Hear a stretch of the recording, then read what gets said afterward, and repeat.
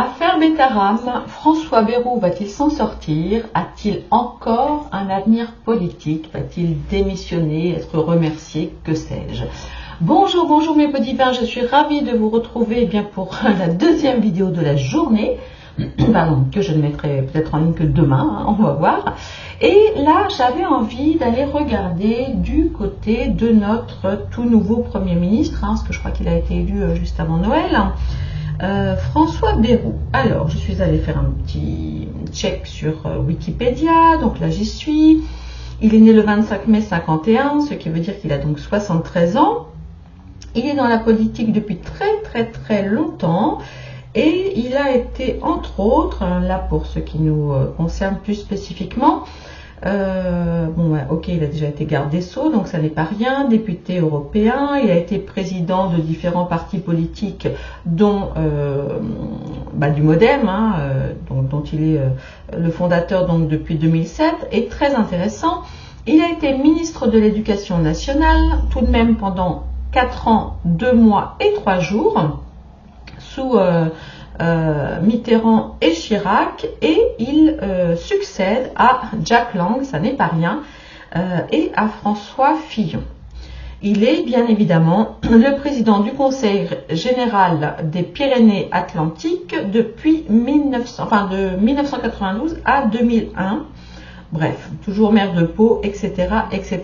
Donc, comme vous le voyez, François-René Jean-Lucien Bayrou est particulièrement implanté en politique depuis des décennies et tout spécialement dans la région donc, de l'institution Notre-Dame de Betaram, dont il est question en ce moment. Donc, cette institution ultra-catholique a, semble-t-il, été le spectacle pendant des décennies, je dis bien des décennies, de violence, excusez-moi, c'est de violence, on va dire physique et cellulaire, vous savez toujours que je remplace cette lettre-là par un L, depuis extrêmement longtemps.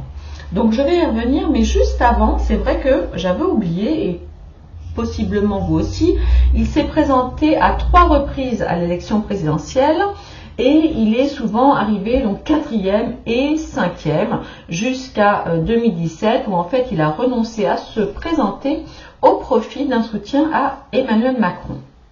Et puis donc une fois Macron élu, il a été nommé ministre de la Justice sous Édouard Philippe, mais souvenez-vous, il y a eu, et c'est vrai que j'avais complètement oublié, l'affaire des assistants parlementaires du MoDem, donc il avait été impliqué, il y avait une histoire d'argent, d'emplois fictifs, etc., de grosses enveloppes.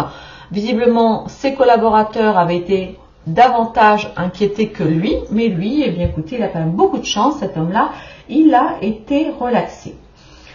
Voilà, donc après il est sorti un petit peu du panorama politique, mais Macron l'a renommé en 2020 à je sais plus quoi, encore un autre truc, enfin bref, c'est la cata, et comme vous le savez, Macron ne voulait pas le nommer Premier ministre, mais je crois qu'il a dû taper des mains, des pieds, se rouler par terre à l'Élysée, et il est ressorti avec le papier magique. Et alors sinon, à titre perso, alors ça je suis quand même... étonné. Alors bon, lui il est originaire plutôt d'une famille d'agriculteurs, donc il a perdu son papa assez tôt. Voilà, donc il est très implanté. Bon, c'est vrai qu'on le sent quand même. C'est un homme, voilà, c'est un homme du terroir. C'est un petit peu comme notre ami Jean Lassalle. Et figurez-vous qu'il est marié depuis 1971, donc ça fait beaucoup de temps, à Elisabeth, dite Babette, professeure de lettres, qui a été également professeur de catéchisme ou de catéchèse, je ne sais pas comment on dit, dans la fameuse institution Notre-Dame de Betaram. En bon catholique, François Bayrou et son épouse ont eu pas moins de 6 enfants, et il semblerait que 2 d'entre eux, donc probablement les derniers, mais voilà, je ne parlerai pas d'eux parce que les pauvres n'y sont pour rien, sont allés effectivement, ont étudié, ont fait un passage dans cette institution. Voilà un petit peu pour le résumé.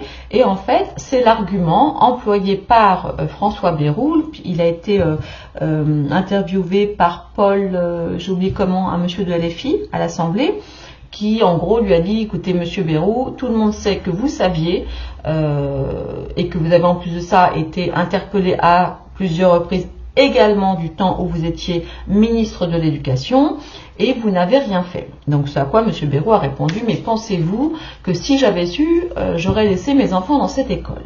Bon, alors, bon, ça c'est une très très bonne technique, sauf à dire que comme il est quand même président du conseil général de je ne sais pas quoi des Pyrénées-Atlantiques depuis la nuit des temps, on imagine bien que les fous furieux qui ont agi sur ces enfants, du reste il y a eu un prêtre, alors il y a très longtemps, qui avait été accusé et qui a fini par se suicider. Mais ça c'était bon il y a longtemps, avant Bayrou on va dire. Donc l'histoire elle n'est pas voilà, elle ne date pas d'hier, elle n'est évidemment pas d'aujourd'hui et c'est horrible, c'est horrible. Donc il semble que des prêtres comme des laïcs aient eu tendance à donner des coups, mais plus qu'il n'en faut, j'ai envie de dire. Bon déjà donner des gifles c'est déjà très très moyen, mais voilà, des choses très moches où on invitait les enfants à enlever, on va dire, tous leurs vêtements, alors ou pour les humilier simplement, entre guillemets, je dis bien entre guillemets, d'accord, ou pour plus. Et puis il y a eu des affaires horribles, dont une, je crois, l'a racontée par Ségolène Royal, d'un petit garçon qui venait d'apprendre que son père est mort et qui a eu le droit à un truc vraiment horrible, voilà, au moment où il prenait sa douche et où il s'habillait avant de repartir dans sa famille pour les obsèques. Bref, c'est immonde, c'est vomitif, vous voyez, rien que quand je vous le raconte, là, du coup, je peux pas trop parce que ça me fait venir des images. Donc voilà, il y a aujourd'hui plus de 100 personnes qui ont porté plainte et samedi, Bayrou était auprès du collectif de protection des enfants. Et là, excusez-moi, mais j'ai été choquée parce que j'avoue que j'aurais bien aimé être une petite souris pour voir un petit peu comment ça se passait. Je n'ai pas regardé la télé, mais je viens de voir là rapidement. Le responsable du collectif, en gros, dit que, il n'est pas spécialement en colère contre Bayrou. Il dit que sûrement il a fait ce qu'il a pu ou que sais-je, et que ce qui est important maintenant, c'est que aussi les autres personnes puissent porter plainte, etc., etc. Je trouve ce monsieur très gentil, en tout cas très politiquement correct. J'imagine qu'il doit y avoir des raisons à cela, parce qu'honnêtement, si j'avais été la responsable de ce collectif, je pense que je n'aurais pas laissé Bayrou s'en sortir aussi simplement. Alors évidemment, il n'est pas le seul responsable. On va dire qu'il y a aussi eu autour de ça des dizaines, voire des centaines de personnes alertées, et que tout cela, visiblement, je ne sais pas, a fait flop ou autre. Bref, il semble vraiment, toutes les preuves sont là pour dire que François Bayrou savait. Maintenant, ce qui semble incroyable, c'est que je ne sais pas si vous avez entendu le sondage de ce matin ou d'hier, qui dit, c'est un sondage, il y en a un IFOP et il y en a un journal du dimanche ou un truc comme ça, qui dit que Bayrou a gagné 4 points de popularité depuis le début de son truc, là, depuis qu'il est devenu Premier ministre. Alors moi, excusez-moi, je tombe de l'armoire. Ok, il a fait de l'œil aux agriculteurs. Ok, il a peut-être fait un petit clin d'œil aux entrepreneurs, aux chefs d'entreprise. Bon, et encore, mais mince. Comment est-ce possible? Comment les gens peuvent lui donner le crédité de... je ne sais pas. Écoutez, je ne sais pas dans quel monde on vit. Bref. Voilà. Maintenant, j'ai beaucoup parlé, donc je vais me faire gronder. Excusez-moi, je vous partage, voilà. Et on va aller voir l'avenir de Bayrou. Alors, on va d'abord regarder... qu'est-ce qu'on regarde? On regarde juste d'abord pour Bétaram. Qu'est-ce qu'on regarde? Voilà, Bayrou. Voilà, sera-t-il, comment on dit, pas pourchassé, vous avez compris, dans l'affaire Bétaram. Voilà, incidence de l'affaire Bétaram ou pas. On va voir. Allez.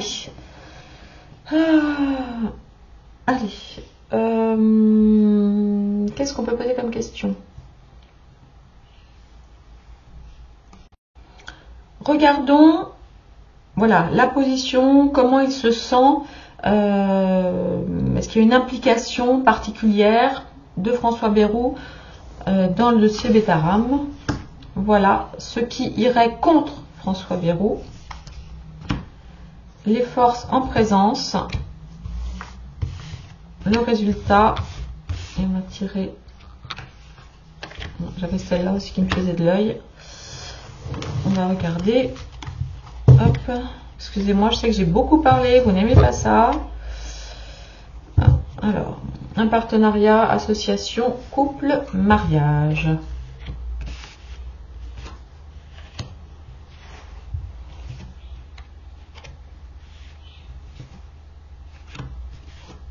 Ah, incroyable. Incroyable, incroyable, incroyable. Alors là, je suis écœurée. Je suis écœurée. Ben on le voit, hein, là, ça nous parle... Oh, c'est dingue. Complètement dingue. Je suis écœurée. Excusez-moi. On le voit, donc là, nous avons en carte présente, effectivement, une annonce, une nouveauté, une visite, un mouvement, etc. Donc oui, ça représente effectivement Bayrou qui est allé à voir le collectif des victimes. On voit que ça a fait beaucoup de... Attendez, je vous la montre. Je ne sais pas si vous la voyez bien là. On voit beaucoup de, voilà, beaucoup de courriers, beaucoup de papiers, ça a fait couler beaucoup d'encre, etc. On voit effectivement ce déplacement qu'il a fait. Et ce qui pourrait aller contre lui, en fait, ça n'a rien de très très négatif, dans un sens, parce que c'est quand même... alors moins que j'interprète à l'envers, mais pour moi, c'est quand même une carte, en fait, qui lui a donné une possibilité d'agir. C'est-à-dire parce qu'une clé, ça ouvre, ok, ça ouvre, ça ferme.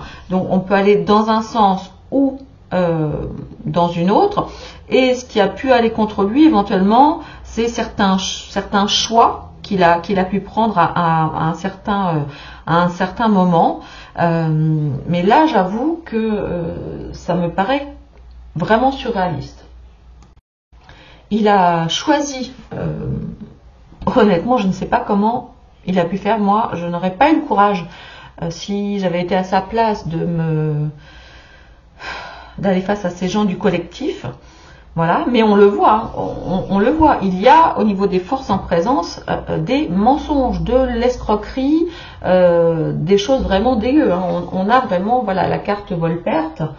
Qui ne parle ni plus ni moins de mensonges et d'escroquerie. Et lui, il semble, vous voyez, que voilà, les choses s'apaisent avec un petit peu le temps et qu'il va ressortir successful. Voilà. C'est ça. Parce que après son rendez-vous avec le collectif, je ne sais plus ce qu'il a dit, mais en gros, voilà, il va mettre en place je ne sais pas quoi. Voilà, mais c'est... Je ne peux pas croire. Ah ouais, c'est un truc de fou. C'est un truc de fou. Là, l'association, donc aussi pour moi, c'est effectivement l'association avec ce collectif. Probablement, il va mettre en avant son côté, je sais pas, son côté ultra catho. Peut-être que sa femme aussi pourrait témoigner pour lui en disant que non, qu'elle était elle-même prof de caté pendant longtemps dans cet établissement et que je ne sais pas quoi et que non, on ne savait pas, etc. Alors à moins que vraiment il ne sache pas.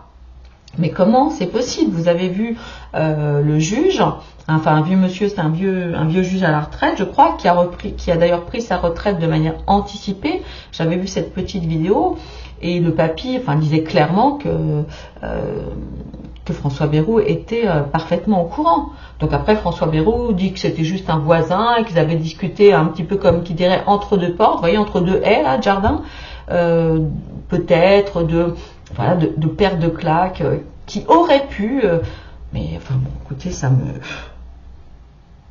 me rend dingue.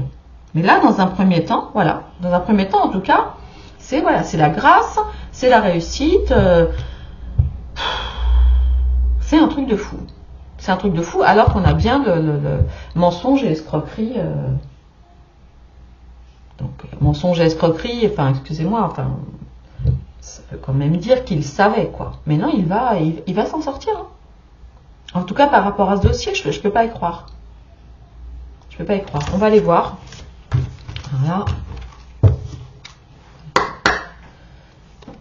Là, j'ai vu que c'est Laurent, pardon, c'est Laurent Wauquiez qui a demandé sa démission, non? Je ne sais plus. Je vais passer ça vite fait. Bon, peut-être que je me trompe. Ce n'est peut-être pas lui. Mais honnêtement, allez, on va voir. On va voir. Va-t-il rester Premier ministre, ou Macron va-t-il lui demander sa démission, ou comment est-ce qu'on peut... Ouais, on va regarder l'avenir politique. Ok, je vais poser la question. Bayrou va-t-il rester Premier ministre, voilà, ou devra-t-il démissionner?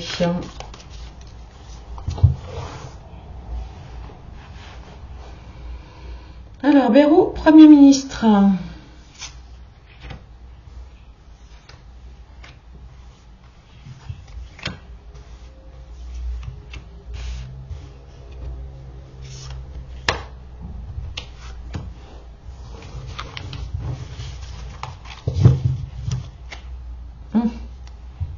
Carte bleue. Ok.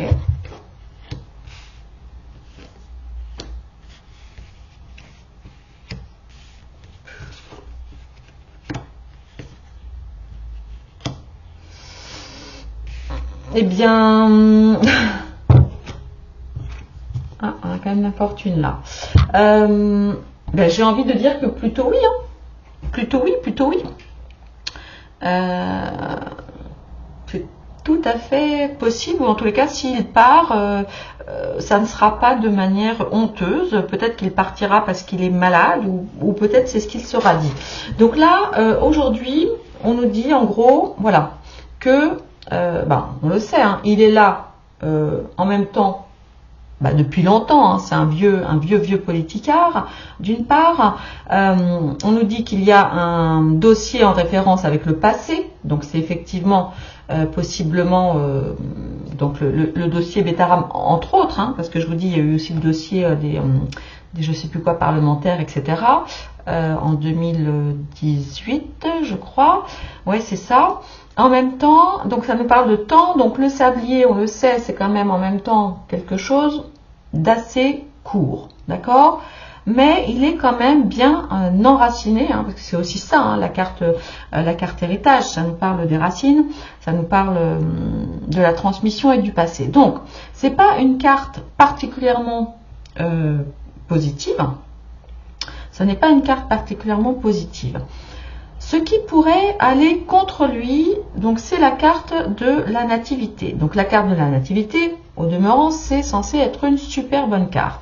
Mais là, ça nous parle de quelque chose, un projet nouveau. Alors je ne sais pas quel est ce nouveau projet, quelque chose qui démarrerait, quelque chose de nouveau qui remuerait, parce que c'est quand même une carte dynamique, hein. Alors ce n'est pas la roue de la fortune, mais il y a quand même cette idée de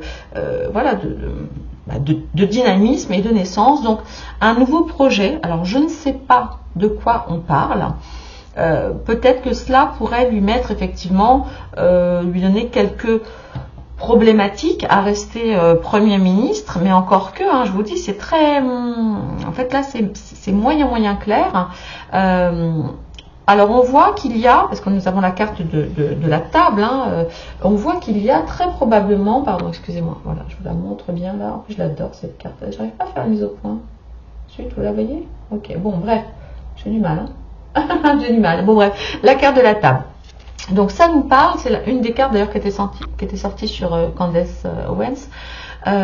On voit qu'il y a très probablement des discussions autour d'une table, ok, avec des gens partageant des choses en commun, parce que c'est aussi une carte de la fête, du partage, et des gens, des épicuriens, on va dire. Donc je vous rappelle que son prédécesseur était Jack Lang, hein, tout de même en tant que ministre de l'Éducation avant lui. Donc il y a des discussions autour d'une table, ok. Après, ça n'est pas dit qu'ils ne partent pas, mais parce qu'on a quand même la carte de la maladie qui nous parle de conflits et de difficultés. Et là, c'est un petit peu, mais je vous dis, c'est comme il y a la carte bleue ici, c'est comme si, alors je ne sais pas, où il va tomber malade, ok, et il va pouvoir sortir de manière propre, vous voyez, genre, ben voilà, pour des raisons de santé, il sort, ça c'est une possibilité. Ou alors, parce que je ne vois pas qu'il soit viré avec pertes et fracas.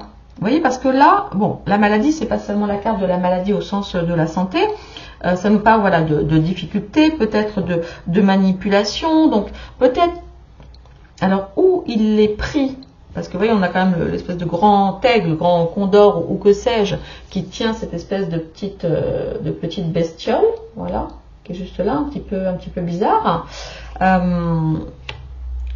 Ou alors, peut-être que c'est lui qui a des dossiers sur le grand schtroumpf, là. Il y a quelque chose de cet ordre, vous voyez, il y a un conflit, mais il y a de la manipulation, parce que c'est aussi la carte de la manipulation, la carte de la maladie.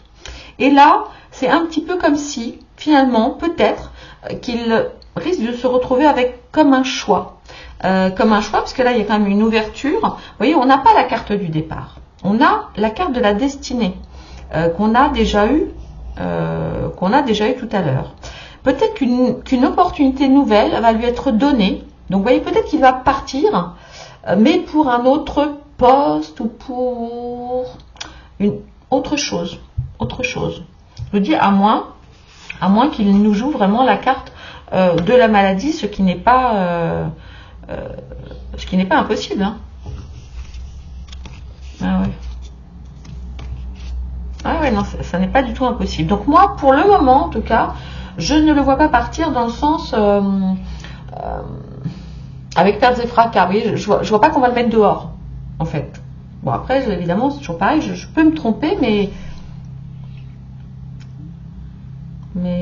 en tout cas, même s'il part, j'ai pas l'impression que ce sera en gros menottes au poignet, quoi. Vous voyez ce que je veux dire, avec un coup de pied aux fesses. Il y a quelque chose d'autre par rapport à ça. Alors ça, cela dit, vous voyez, ce cercle, ça me fait aussi quand même penser à l'Assemblée, au Sénat. Va y avoir des demandes de démission, c'est sûr. Il va y en avoir. On va suivre les prochaines. Enfin, moi je les suivrai pas, mais si vous avez le temps de les suivre, puis on regardera un petit peu dans la presse. Assurément, il va y avoir des demandes de changement. Vous voyez, on va demander son départ. Mais je ne sais pas. Il va y avoir beaucoup de discussions, beaucoup de tractations, alors c'est pas la carte trafic, hein, mais je voudrais bien remettre attendez, je vais quand même remettre une carte là sur la table. Je le fais jamais, mais là j'ai quand même envie d'aller voir. Avec des plaisirs, non mais regarde-moi ça. 2 cartes vénusiennes. Qu'est-ce que c'est que ce truc? Ah oui, non, mais il y a un truc, hein. Je vais mettre une sur la maladie. Ouais. Ou alors potentiellement ce sera une excuse peut-être de son épouse malade, du fait qu'en fait il n'est plus assez il n'a pas la tête assez disponible pour garder son poste, et que pour le bien-être des Français il se retire. Je ne sais pas, il y a peut-être de ça. Bon, bah écoutez, mes beaux divins, en tous les cas, pour le moment,